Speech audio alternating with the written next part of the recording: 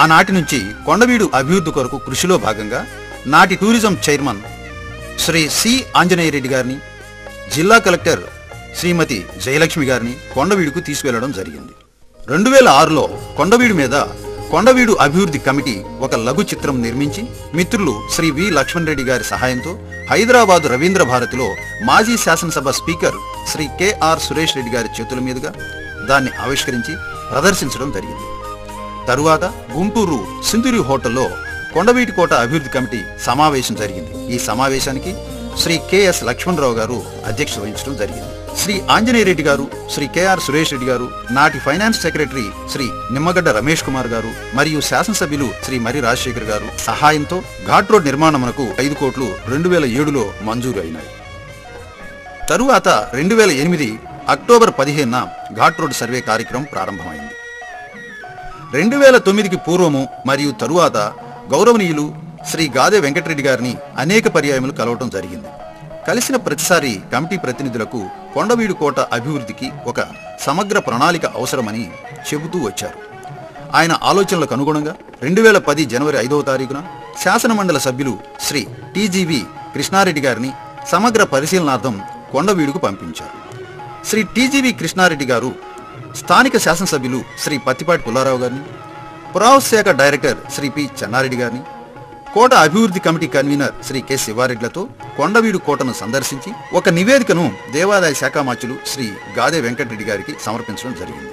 తరువాత మంత్రి గారి ఆదేశముల మేరకు జిల్లా కలెక్టర్ శ్రీ బి రామాంజనేయులు గారు కొండవీడును సందర్శించారు. జనవరి 18, 2010న కోట అభివృద్ధికి గాను దేవాదాయ శాఖ మంత్రులు శ్రీ గాదే వెంకటరెడ్డి గారి నేతృత్వంలో సంబంధిత శాఖ మంత్రులు, ఉన్నతాధికారులు మరియు కలెక్టర్, ఇతర కమిటీ ప్రతినిధులు సమావేశమై సమగ్ర ప్రణాళికను రూపొందించడం జరిగింది. ఈ క్రమంలో అంతర్జాతీయ కృష్ణ చైతన్య సంస్థ వారు కొండవీడులో అనేక ధార్మిక మరియు సామాజిక కార్యక్రమాలను సుమారు 150 కోట్లతో చేపట్టడానికి మరియు చెంగిస్ఖాన్ పేటలో నిలయమై ఉన్న వెన్నముద్ద బాలకృష్ణ దేవాలయంను స్వర్ణమయం చేయుటకు ముందుకు రావటం, ప్రభుత్వం మరియు ఇస్కాన్ల కలయిక రెడ్డిరాజులకు శ్రీనాథుడు తోడైనట్లు మణీనాం వలయం వలయేన మణిహి అన్న చందంగా కార్యక్రమానికి నూతన శోభను చేకూర్చింది. తరువాత దేవాదాయ శాఖ మంత్రులు శ్రీ గాదే వెంకటరెడ్డి గారి నేతృత్వంలో ఏప్రిల్ 2010న కొండవీడు కోట అభివృద్ధి పనుల శంకుస్థాపన పలువురు మంత్రులు, శాసనసభ్యుల సమక్షంలో జరిగినది. తదుపరి కొండవీడు కోట అభివృద్ధిగాను శ్రీ గాదే వెంకటరెడ్డి గారు నిధులు మంజూరు చేయించారు.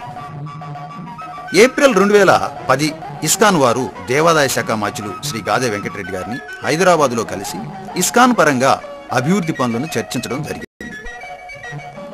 అక్టోబర్ 22, 2010న గౌరవ రాష్ట్ర ముఖ్యమంత్రి శ్రీ కొణిజేటి రోశయ్య గారి చేతుల మీదుగా కేంద్ర రాష్ట్ర మంత్రులు, శాసనసభ, పార్లమెంటు సభ్యుల సమక్షంలో ఇస్కాన్ వారు నిర్మించబోయే వెన్నముద్ద బాలకృష్ణ స్వర్ణ దేవాలయానికి భూమి పూజ నిర్వహించారు.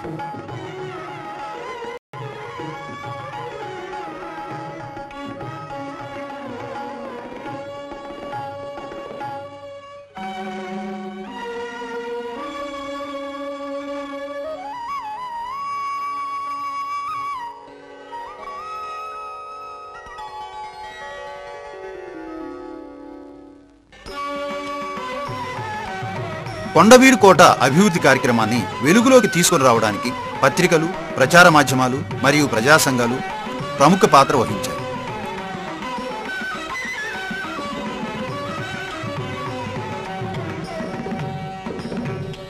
మరియు ఇంగ్లీషు పత్రికలైన హిందూ, డెక్కన్ క్రానికల్, ముఖ్యంగా Hindu special correspondent Sri Susarla Ramesh, correspondent Sri Samuel Jonathan గార్ల కృషి ప్రశంసనీయం.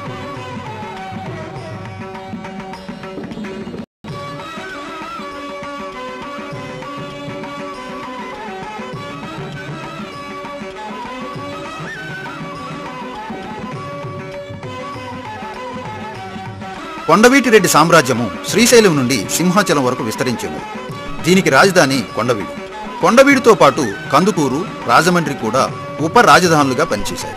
కొండవీడును పాలించిన రెడ్డి రాజులు ప్రోలయ వేమారెడ్డి క్రీస్తకం 1325-1350, అనపోతారెడ్డి క్రీస్తకం 1350-1370, అనవేమారెడ్డి క్రీస్తకం 1370 1385, కుమారగిరెడ్డి క్రీస్తకం 1385 1407, పెదకోమటి వేమారెడ్డి క్రీస్తకం 1407 1420, రాచవేమారెడ్డి క్రీస్తకం 1420 1424, రాజమహేంద్రవర రెడ్డిరాజుల కాలం క్రీస్తకం 1390 1450.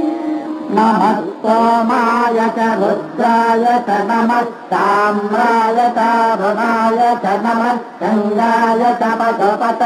వేదంగా ఘోషించే గోదావరి అమరధామంగా శోభిల్లే రాజమహేంద్రి. శతాబ్దాల చరిత గల సుందర నగరం గత వైభవ దీప్తులతో కమ్మని కావ్యం.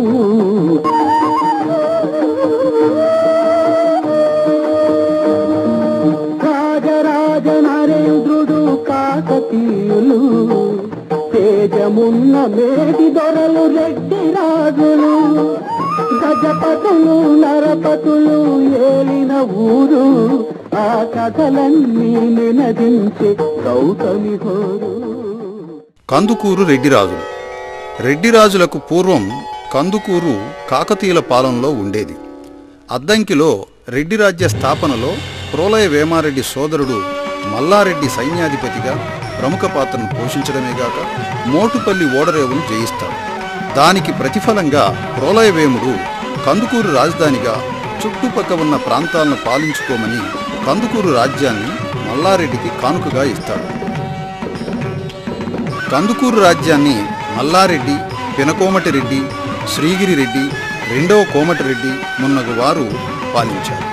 వీరు సిద్ధవటము, చంద్రగిరి, రాయచోటి ప్రాంతాలను జయించి తమ రాజ్యంలో కలుపుకొని కొంతకాలం వాటిపై ఆధిపత్యాన్ని చెలాయించారు. వీరి శాసనాలు చుండి, పెదపూడి, లేపాక, టంగుటూరు, కందుకూరు, తమిళనాడులోని కంచికి సమీపంలో దామల్ వద్ద దొరికాయి. కందుకూరు రెడ్డిరాజులు సుమారు 100 సంవత్సరాలు పరిపాలించారు. వీరి రాజ్యం క్రీస్తు శకం 1430లో స్వతంత్రతను కోల్పోయింది.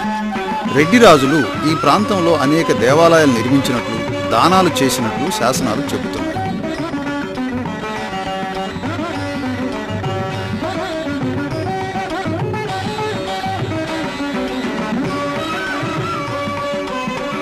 రెడ్డిరాజుల తరువాత కొండవీడును పాలించిన వారు ఒరిస్సా గజపతులు, కర్ణాటక రాజులు, కుతుబ్షాహీ వంశస్థులు, ఫ్రెంచి వారు. తరువాత 1788లో ఇంగ్లీషు వారి వశమైంది. రెడ్డిరాజుల కులదేవత మూలగూరమ్మ. ఈ దేవతను మూలాంకురేశ్వరి అని అంటారు. మూలాంకురేశ్వరి దేవాలయము అమీనాబాద్ గ్రామంలో కొండపై ఉన్నది. అనవేమారెడ్డి శ్రీశైలం నుండి సింహాచలం వరకు తూర్పునాటి దండయాత్రలకు చిహ్నంగా మూలాంకురేశ్వరి దేవాలయమును దర్శించి పునర్నిర్మించి పణిదరము, ముల్లగూరు, పలకలూరు 3 గ్రామాలను దేవాలయానికి దానం చేశాడు. ఈ దేవాలయంలోని దేవత నాటి నుంచి నేటి వరకు నిత్యము పూజలు అందుకుంటూనే ఉంది. దేవాలయాన్ని అనవేమారెడ్డి నిర్మించినట్లు ఈ కొండ జారుడు బండపైనున్న పెదకోమటి వేమారెడ్డి శాసనమే నిదర్శనం. అనవేమారెడ్డి రెడ్డిరాజుల్లోనే కాక ఆంధ్రదేశాన్ని పాలించిన సుప్రసిద్ధ చక్రవర్తులుగా చెప్పబడే వాళ్లలో ఒకడు. రెడ్డిరాజులు అనగానే అనవేమారెడ్డి గుర్తుకొస్తాడు. అనవేమన ధర్మవేమనగా కీర్తించబడ్డాడు. వసంతోత్సవాలు విరివిగా జరిపి వసంతరాయుడిగా పేరొందాడు. కవులను, గాయకులను పోషించి కవి గాయక కల్పతరువుగా ప్రసిద్ధిగాంచాడు. ఓటమి ఎరుగని ధీరుడు. శ్రీశైలం నుండి సింహాచలం పర్యంతము తన ప్రతాపాన్ని చూపించటయేగాక ఎన్నో దానధర్మాలు, నిర్మాణాలు చేపట్టాడు.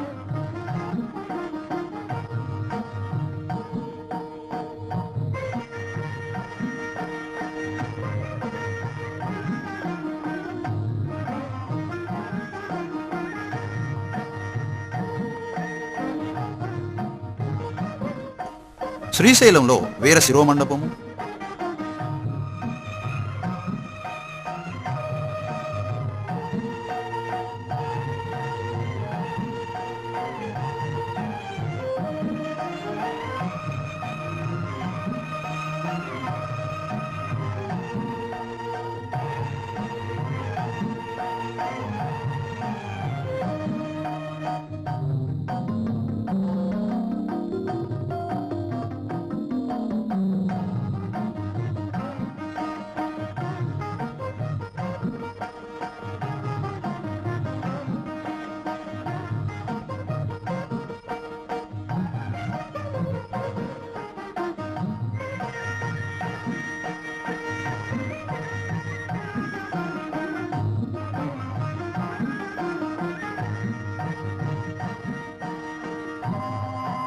అహోబల దేవాలయానికి సోపానాలు.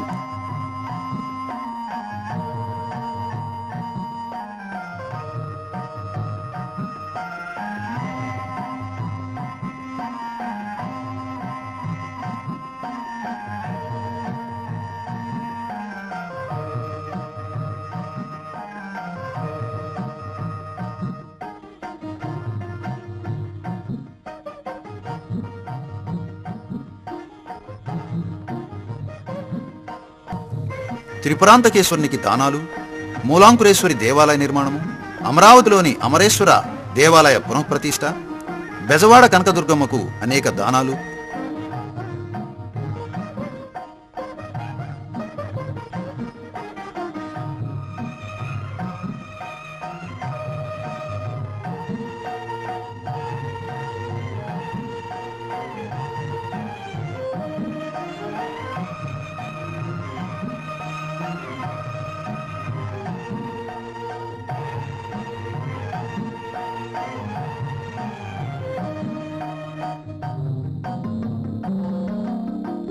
సింహాచల దేవాలయంలో వేమ నగరి అనే మండపము కట్టించాడు. అనవేముడు నిత్యము అరుణోదయ, తపనోదయ, సంగవ, మధ్యాహ్న, సాయంకాల, అర్ధరాతులని 6 కాలములందు శివపూజ చేసి షట్కాల శివపూజ దురంధరుడిగా పేరుగాంచాడు.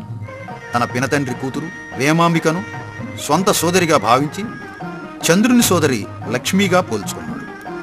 తస్యాన్న వేమచంద్రస్య లక్ష్మీరివ సహోదరి అని అన్నాడు. అనవేముని దానమున కర్ణుని సరి అని అంటారు. అందుకే ఈ చాటుపద్యం పుట్టుకొచ్చింది. స్వస్తి అస్తు తవ బాహవే అనవేమ మహీపాల, ఆహవే రీపు ద్వర్దండ చంద్రమండల రాహవే. కొండవీటి కైఫియత్ ప్రకారము ఫిరంగిపురమును విద్యాధరపురము అని పిలిచేవారు. ఫిరంగిపురము నడిబొడ్డున పెదకోమటి వేమారెడ్డి వీరభద్ర దేవాలయాన్ని నిర్మించాడు. తరువాత పెదకోమటి వేముని భార్య సూరమాంబ ఫిరంగిపురం సమీపంలో 6 మైళ్ళ విస్తీర్ణం కలిగిన సంతానసాగరం అనే పెద్ద తటాకాన్ని నిర్మించి క్రీస్తు శకం 1410లో ప్రారంభిస్తూ సదరు విషయాన్ని వీరభద్ర దేవాలయమునకు ఎదురుగానున్న శిలాస్తంభంపై శాసనాన్ని జారీ చేసింది. ఈ శాసనాన్ని రచించినవాడు కవిసార్వభౌముడు శ్రీనాథుడు. శ్రీనాథుడు పెదకోమటి వేమారెడ్డి ఆస్థానంలో విద్యాధికారి. శ్రీనాథుడు దేశ భాషలలో తెలుగు గొప్పదనాన్ని ఇక్కడే కాక ఇతర రాజ్యాల్లో, ఉదాహరణకు కన్నడ రాజ్యంలో ప్రచారం చేశాడు. క్రీడాభిరామంలో దేశ భాషలందు తెలుగు లెస్స అని మున్ముందుగా ప్రకటించాడు. విజయనగర ఆస్థాన కవి గౌడ డిండిమభట్టును వాగ్వివాదంలో ఓడించి తన కంచు డక్కను పగులగొట్టించి కన్నడ రాయలు 2వ దేవరాయలచే గండ పెండీరం తొడిగించుకొని ఆంధ్రదేశానికి తిరిగి వచ్చాడు. శ్రీనాథుడు చెప్పిన పద్యం: జనని సంస్కృతంబు సకల భాషలకు, దేశ భాషలందు తెలుగు లెస్స, జగతి తల్లి కంటే సౌభాగ్య సంపద, మెచ్చుటాడు బిడ్డే మేలుగాదే. తరువాత విజయనగర చక్రవర్తి శ్రీకృష్ణదేవరాయలు కూడా ఈ విషయాన్ని దేశ భాషలలో తెలుగు లెస్స అని పునరుద్ఘాటించాడు. పెదకోమటి వేమారెడ్డి ఆస్థాన సంస్కృత కవి వామన భట్టభానుడు. ఉత్తర భారతంలో హర్ష చక్రవర్తికి భానుడు హర్ష చరిత్ర లాగానే ఇక్కడ వామన భట్టభానుడు పెదకోమటి వేమారెడ్డి పేర వేమ భూపాలియం అనే సంస్కృత గ్రంథాన్ని రచించాడు. పెదకోమటి వేమారెడ్డి జారీ చేసే శాసనాలన్నింటినీ శ్రీనాథుడే రాశాడు. ఇక్కడ ఉన్న శాసనంలో కళ్యాణం జగతాం తనోతు అని ప్రారంభించి చివరన విద్యాధికారి శ్రీనాథో వీరశ్రీ వేమభూపతే అని ముగించాడు. శ్రీనాథుడు పల్నాటి వీర చరిత్ర, శృంగార నైషధం, భీమఖండం, హరవిలాసం మున్నగు గ్రంథాలను రచించాడు. ఈ గ్రంథాలు కాశీఖండాన్ని, నైషధాన్ని పండితులు ఈ విధంగా అంటారు: కాశీఖండం అయఃపిండం, నైషధం విద్వద్ ఔషధం. ఈ కాలంలో శ్రీనాథుడు పల్నాడును దర్శించి పల్నాటి ప్రజల దుస్థితిని గురించి వర్ణిస్తూ రసికుడు పోవడు పల్నా డెసగంగా, రంభయైన నేకులే వడుకును, వసుదేశుడైన దున్నును, గుసుమాస్త్రుండైన జొన్నకూడే కుడుచును. ఇలా పల్లె పరిస్థితులను వర్ణిస్తూ వారి ఆహార పరిస్థితులను కూడా వర్ణించాడు. జొన్నకలి, జొన్నంబలి, జొన్నన్నం, జొన్న పెసరు, జొన్నలే తప్పన్ సన్నన్నం సున్నసుమి, పన్నుగ పల్నాట ప్రజలందరకు. చిన్న చిన్న రాళ్ళు చిల్లర దేవుళ్ళు, నాగులేటి నీళ్లు నాపరాళ్ళు, సజ్జజొన్న కుళ్ళు సర్పంబును దేళ్ళు,